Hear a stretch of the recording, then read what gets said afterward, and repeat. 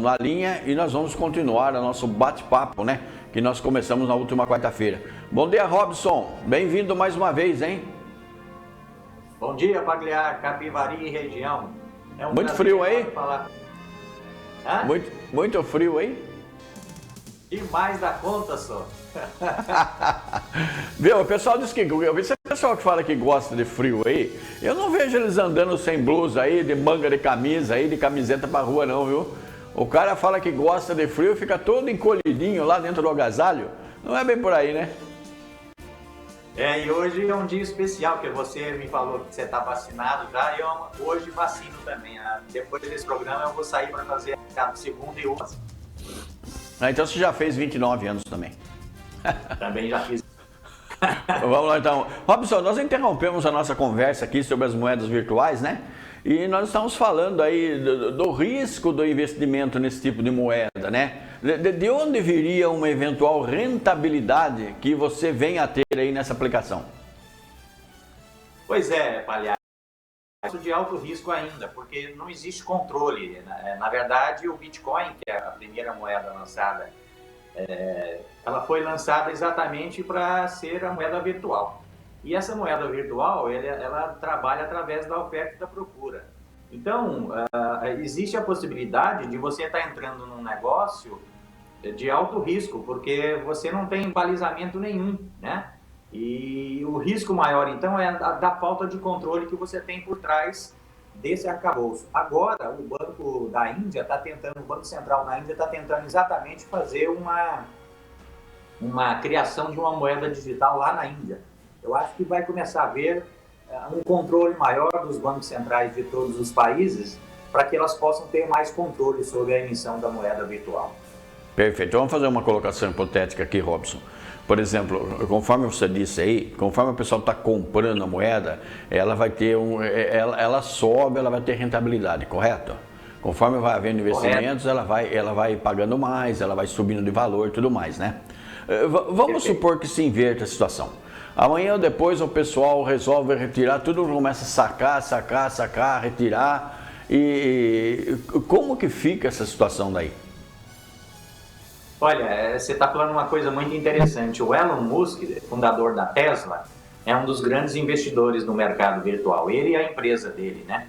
E ele faz exatamente isso que você está falando. Qualquer declaração que ele dá, se ele diz que vai retirar o dinheiro da Tesla do mercado virtual, o mercado virtual cai. Então, você vê o risco que existe por trás dessas operações ainda. Quer dizer, uma pessoa está fazendo uma movimentação de todo esse mercado. E é, lógico, um dos maiores multimilionários mundiais, o Elon, da Tesla, o Elon Musk, mas é um risco muito grande. Então, você não pode ficar no mercado na mão de uma pessoa. O que já aconteceu até com a Bovespa, que hoje é a B3, também houve um risco muito grande lá atrás do Nagy Narras, não sei se lembra do grande investidor chamado Nagy Narras, que manipulava o mercado, entendeu? Entendi, sim. Inclusive foi muito divulgado esse fato aí, né? Do Narras, eu me lembro quando aconteceu esse fato aí. Então quer dizer que... Agora, vamos fazer um comparativo aí com o mercado de ações. O mercado de ações também, a pessoa faz uma aplicação e depois, de acordo com a alta lá, vem os dividendos e tudo mais, mas me parece que o mercado de ações é um mercado muito mais sólido, né?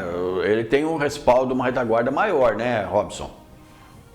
Tem, porque o mercado de ações, ele trabalha exatamente com a valorização das empresas.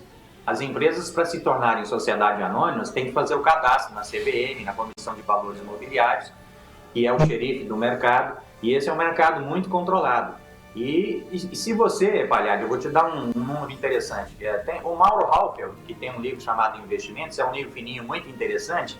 Ele fez um comparativo de 10 anos de vários indicadores. Então, dólar, ouro, poupança, ações, etc. Em 10 anos, ninguém consegue render mais do que as ações num comparativo de 10 anos. O problema é que o brasileiro, como nós temos a memória inflacionária na cabeça, a gente quer resultado de curto prazo.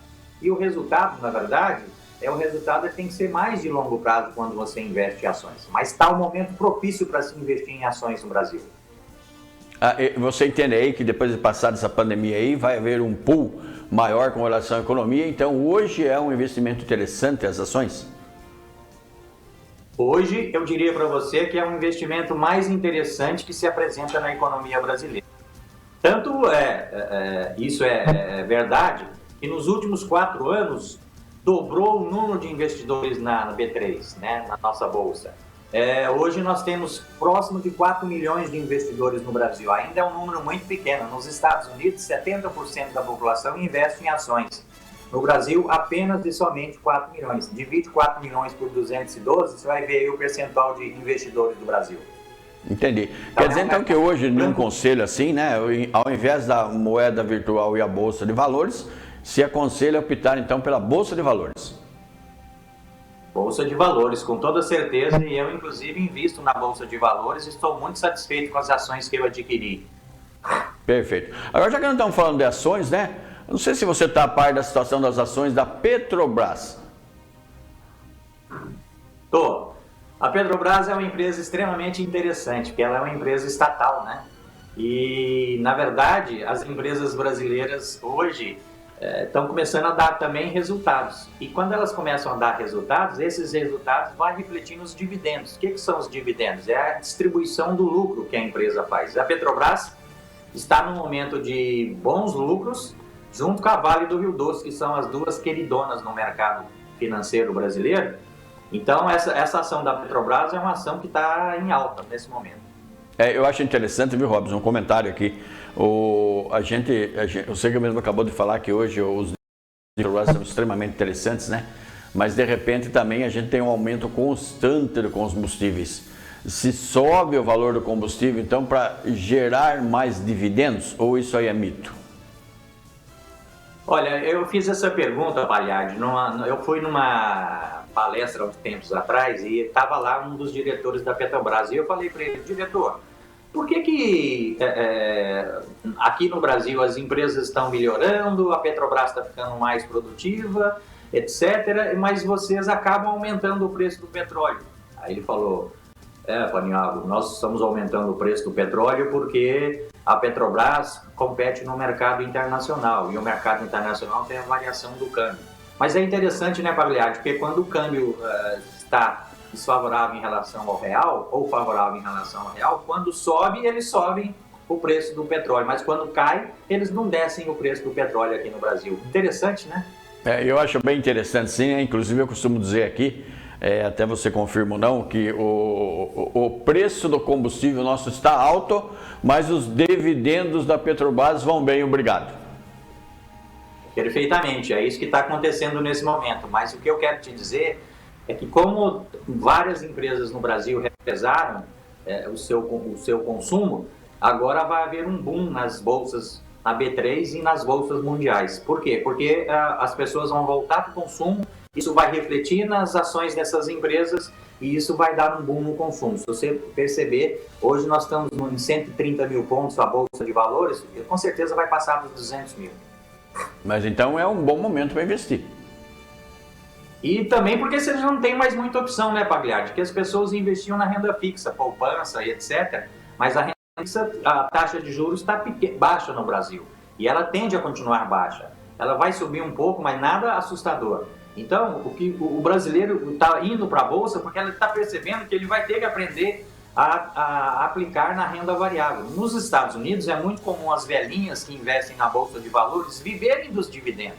Aqui no Brasil que nós ainda não criamos a cultura, mas eu acho que agora nós vamos começar a criar essa cultura, entendeu? E as pessoas vão ter que aprender. Olha, Pagliardi, está havendo vários cursos de MBA em finanças, dos grandes players aqui do mercado, o BTG Pactual, a Empíricos, eles estão lançando, colocando várias turmas no mercado, porque o mercado está em pleno crescimento.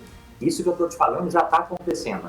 Tem vários cursos de finanças acontecendo, MBAs, para formar pessoas, para dar conta de atender as pessoas no mercado de ações. Perfeito. Agora eu vou dar uma pergunta para você, um grande acionista, né? Tem algum valor aí mínimo que a pessoa pode investir? A pessoa ouviu a conversa, falou assim, nossa, eu estou com um dinheirinho na poupança lá, não está rendendo nada, eu vou investir em bolsas. Tem um determinado valor mínimo aí? Como que funciona o esquema da coisa aí? R$100. R$100? A corretora que eu atuo, R$100. A corretora que eu atuo, que é a Vitreu, se você tiver R$100, você já pode começar a investir. Ah, então não é muito não, né? Não, é um valor, você valor consegue... baixo, né? É um valor baixo. Eu acho que é um valor bem acessível e democrático para todos. Entendi. Agora, só explicando um pouquinho para o pessoal como funciona aí essa rentabilidade da Bolsa. Uma determinada empresa lá, por exemplo, ela quer aumentar a sua produção, tá? Ela quer aumentar, por exemplo, o parque industrial dela. Aí ela, para agregar, reunir, ter capital, ela pode lançar esses títulos, né? As ações no mercado, correto? E depois, quando ela começa a se desenvolver, aumenta a produção, ela começa a dar rentabilidade e daí vem o dividendo. É mais ou menos assim? Deixa eu te explicar. A Raizen vai fazer um lançamento agora das ações dela. Muito interessante. Para estarem comprando a Raizen. A Raizen vai lançar essas ações no mercado e vai investir em mais usinas, vai investir em mais postos, etc. A Raizen apura o balanço dela, o demonstrativo de resultado. Se der lucro, 27,5% desse lucro é dividido. A empresa pode até colocar mais percentual em cima disso. Esse lucro todo ano, então, a empresa ou dividir ou reinvestir no próprio negócio, entendeu? Então, desse lucro que a empresa passa para os investidores, é o que nós chamamos de dividendos. Então, todo ano você vai ter esses dividendos caindo na sua conta, desde que a empresa esteja dando lucro. Se ela der prejuízo, ela não é obrigada a dar dividendos. E se ela der prejuízo, Robson, a gente corre o risco de perder dinheiro? Olha, o mercado é um mercado de risco, né? Mas o que eu quero te dizer é isso. Não é porque a empresa deu prejuízo e as suas ações caíram de valor, você tem que sair vendendo elas na correria. É isso que é o problema do brasileiro, é o imediatismo. Se você tiver calma e se você conseguir segurar os seus investimentos,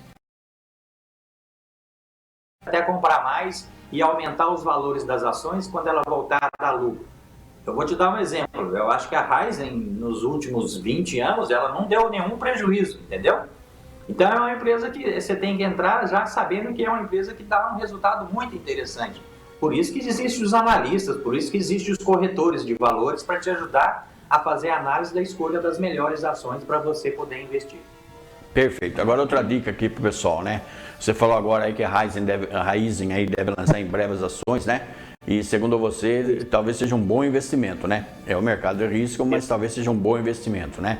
E a pessoa que está ouvindo aí, de repente ela fala, opa, eu vou comprar então ações da Raizen. Onde ela vai? Quem ela procura?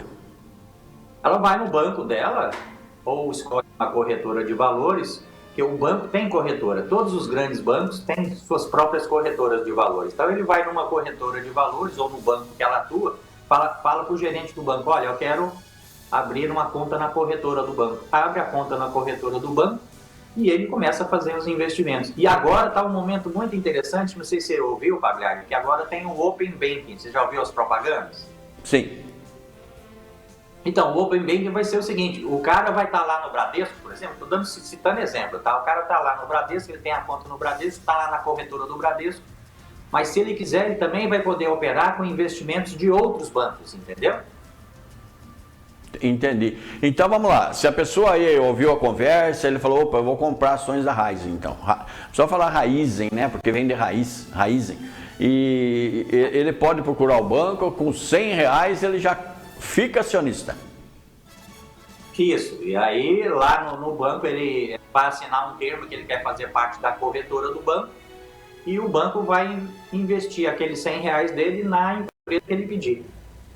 Tá entendido então, tá aí uma boa dica aí pro pessoal que está ouvindo o programa de hoje, né?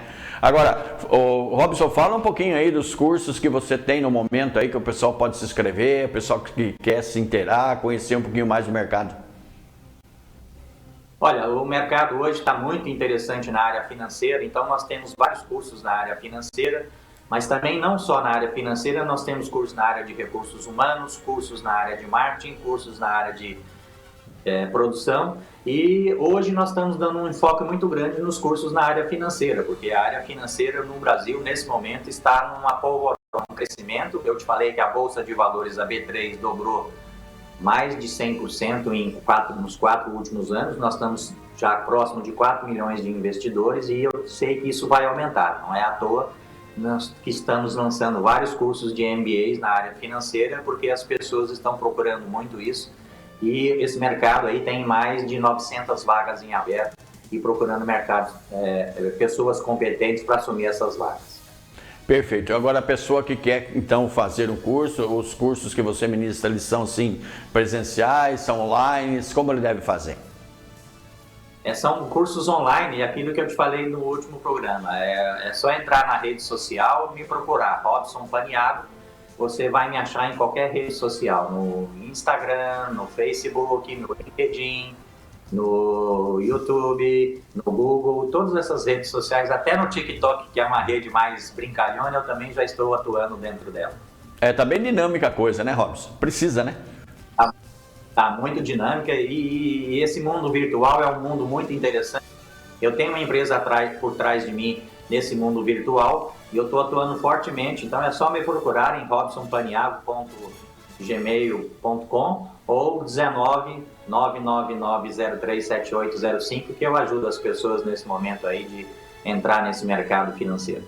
Tá legal, então. Nós batemos o papo então com o Robson, né? E eu já vou deixar aqui o tema do nosso próximo debate. Se você quiser fazer mais alguma colocação aí com relação à Bolsa de Valores ou às moedas virtuais, né, Robson? Mas nós vamos conversar na próxima quarta-feira, se Deus nos permitir. Nós vamos falar um pouquinho sobre a balança comercial. A gente sabe muito bem, depois você vai falar para mim se é mito ou é boato ou é realidade. Os produtores, né, eles estão preferindo mandar os produtos para fora, venda em dólar, do que abastecer o mercado interno. Nós vamos falar sobre isso aí na próxima quarta. Assunto bem candente, bem interessante, e eu acho que vai gerar aí uma boa discussão a respeito disso. Perfeito. Robson, muito obrigado pela participação de hoje, hein? Eu que agradeço. Muito obrigado e um grande abraço a todos.